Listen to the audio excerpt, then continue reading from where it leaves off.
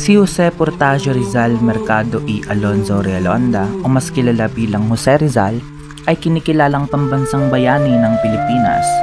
Siya ay tanyag dahil sa kanyang mga isinulat na naglantad sa kawalan ng katarungan at kalupitan ng kolonyalismo. Sa pamamagitan ng kanyang mga nobela at iba pang akda, pinalaya niya ang isipan ng mga Pilipino at nagbigay inspirasyon upang mabuo ang kamalayan para sa isang malaya at nagkakaisang bansa. Alas 7 ng gabi nang ipinasok si Dr. Jose Rizal sa Fort Santiago.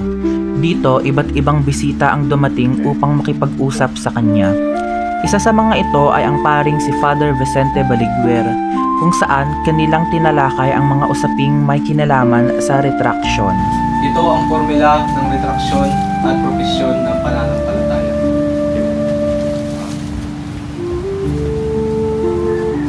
Ako ay isang tao may tibay na nationalismo at ang sinusunod ko lamang kaya ang Diyos. Kung hindi mo isusuko ang iyong isip at pangatwiran alang-alang sa pananampalataya, maaari kang mapahamak. Hindi ko isusuko ang aking sarili. Pepe, sana mapag-isipan mo itong mabuti.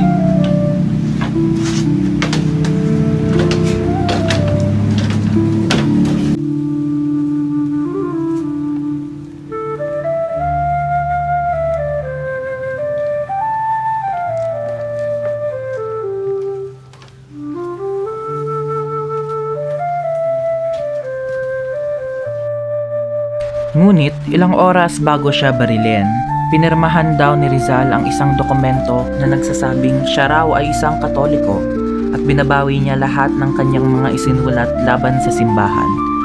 Nakilala ang dokumento bilang ang retraction. Dahil sa kanyang pagbabalik loob sa simbahan, ikinasal sila ni Josephine Bracken, ang kanyang huling pag-ibig. Hanggang ngayon, nananatiling isang malaking usapin ang pagiging tunay ng dokumentong ito.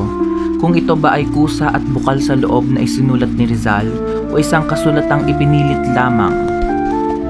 Ika-30 ng Disyembre 1876, Bagong Bayan. Ang umaga ay tahimik ngunit puno ng tensyon. Ang pinakatanyag na anak ng bayan, si Dr. Jose Portacio Rizal Mercado y Alonzo Realonda, ay haharap sa kanyang huling oras.